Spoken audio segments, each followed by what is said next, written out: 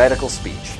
For years now, college administrators have been on a brave crusade to root out the radical, the impolite, and the mildly offensive from speech at colleges and universities across America. At Marquette University, administrators demanded a student take down from his door a quote from a dangerous subversive that read, "As Americans, we must always remember that we all have a common enemy, an enemy that is dangerous, powerful, and relentless." I refer, of course, to the federal government. What dangerous fifth columnist could have written such a thing? Would you believe Dave Barry? Yes, Dave Barry, America's most famous humor columnist and the author of more than 30 books, including Boogers Are My Beat, Dave Barry's Book of Bad Songs, and Dave Barry is not making this up. So how did the university react to this quote from the Pulitzer Prize-winning author? They demanded he take it off his office door and also called it patently offensive. That's a term that's usually reserved for hardcore pornography. The Foundation for Individual Rights in Education, FIRE, battled Marquette for months about their censorship of this Dave Barry quote, but they stubbornly stood by their decision to censor it. So we wondered, what would Dave Barry think of all this? We caught up with him at the offices of Miami Herald, where we asked him his thoughts on the case, on freedom of speech, and on the censorship of humor columnists on college and university campuses today. My name is Dave Barry. I'm a humor writer. Free speech is important to me because I've sort of made my living writing about things that some people find offensive. In fact, I don't think I've ever written a column that somebody didn't find offensive, and periodically people try to stop me from writing, or at least try to prevent newspapers from publishing something I've written.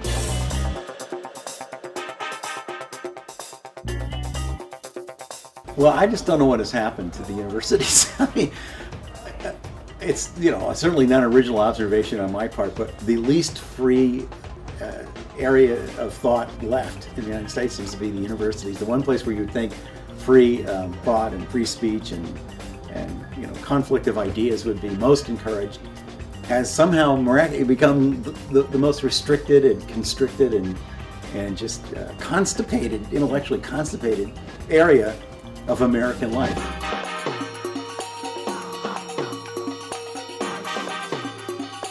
Anytime anyone says that he or she is offended by anything, that's all you have to say. That's the magic word, I'm offended. And everybody just backs down and says, oh my God, we don't want to offend anyone. And I think that's idiotic. I mean, you don't have a right to tell people they can't offend you. You have a right to voice your being offended, but you can't tell them to stop offending you. Anything can offend anybody. And at some point it became, the right to voice your opinion got trumped, at least in the universities, by the right to not be offended, which means basically somebody has to decide what's offensive, which sets up in motion this whole hideous speech code apparatus that just makes a complete joke out of the concept of intellectual diversity and academic freedom. I mean, it just makes a joke out of it.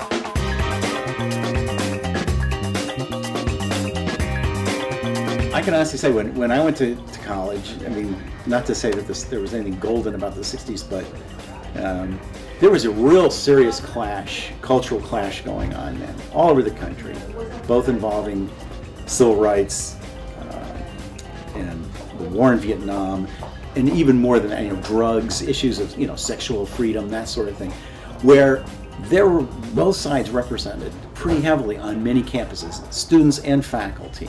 The campuses were where that debate took place largely. They were discussing, but I don't remember anybody.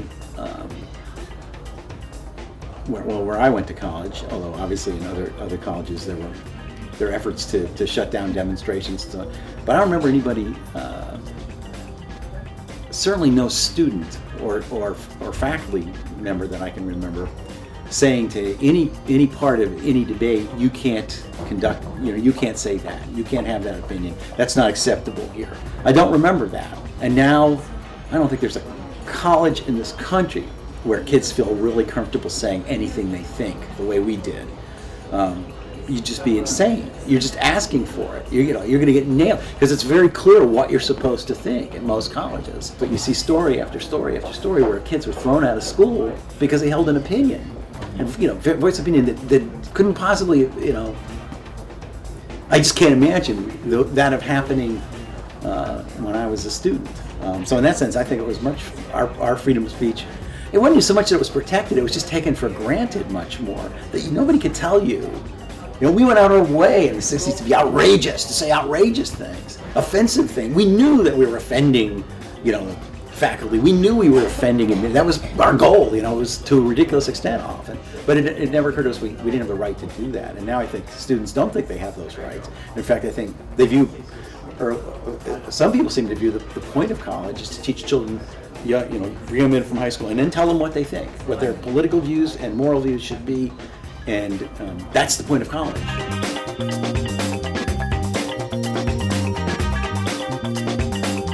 My advice is fight that. Make it clear. Go to whatever other source you have to. The internet makes it easy now to get the story out. Say, this is what I wrote and this is what they told me about it. Now it's easy for me to say that because you could probably, I guess you could get thrown out of school for doing that. But that's wrong. You just, unless the kid's written something that's criminally wrong, the whole point of learning about journalism, learning about writing, is making, putting it out there and then dealing with the reaction you get from it. And that should be between you and the people reacting, and you should be allowed to butt heads intellectually. There shouldn't be a referee up there declaring what's acceptable speech and what's not acceptable speech, unless it's just unbelievably extreme. And even then, I'd be inclined to say just let students learn by dealing with each other intellectually. So I'd tell kids, and I have told them, fight it. Don't let somebody tell you what to write, especially if what you wrote is a legitimate opinion that you hold.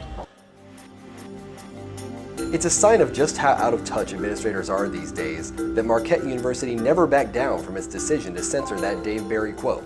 And sadly, this case is not that unusual on college campuses today. If you go to thethe.fire.org, you can see some videos about similar cases. For instance, one student was kicked out of college for a collage. Another student was convicted of racial harassment simply for silently reading a book. And one major state university sponsored a program that required students to share their sexual habits with administrators. Honestly, we are not making this up. You can learn more about all these cases, along with a way to fight for your own rights on campus, at our website, thethe.fire.org.